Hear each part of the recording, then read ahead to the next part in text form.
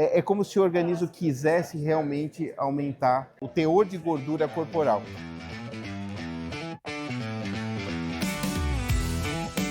A obesidade é uma condição crônica, uma condição complexa, progressiva, recidivante e o Luciano assistiu, na verdade foi um prêmio, né, Luciano, Sim. que é o Camilo Gold Lecture, entendendo um pouco mais a fisiologia do tecido adiposo e a gente consegue entender melhor por que a obesidade é tão difícil da gente tratar. Traz pra gente os principais Tá. insights, Luciano. Camilo Golgi, dos complexos de Golgi, né? Todos vão lembrar da questão celular. Então, foi dado ao professor Michael Reardon, e ele é um dos maiores pesquisadores em adipócito no mundo.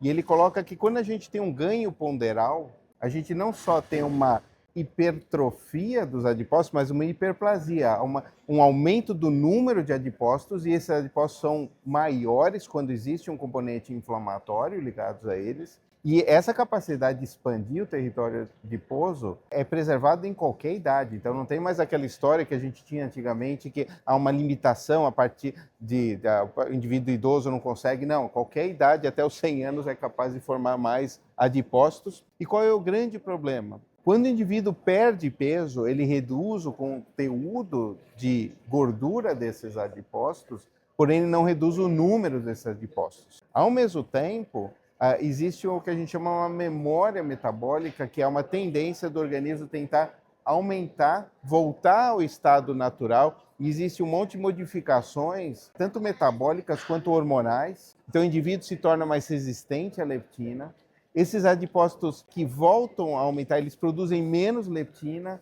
É como se o organismo quisesse realmente aumentar o teor de gordura corporal. E não só isso, durante muito tempo se viu que o processo inflamatório estava envolvido nessa expansão e se achava que se eu desse qualquer terapia anti-inflamatória, e já se tentou isso, teve um protocolo chamado TINSAL, usando salsalato, que é um derivado salicílico, inibia o processo inflamatório, e que não teve nenhuma efetividade. Também o uso de um antagonista de interleucina 1 também foi testado e sem benefício, mostrando que a inflamação, na verdade, como o professor Reardon falou, é uma consequência, é um sintoma do acúmulo de gordura e não a causa necessariamente envolvida. Ele fez uma analogia muito interessante, como você dá um anti-inflamatório para uma artrite de joelho, você alivia a dor, mas você não muda a história natural do quadro. E é exatamente isso, essa proposta de uso de anti-inflamatórios no tratamento da síndrome metabólica,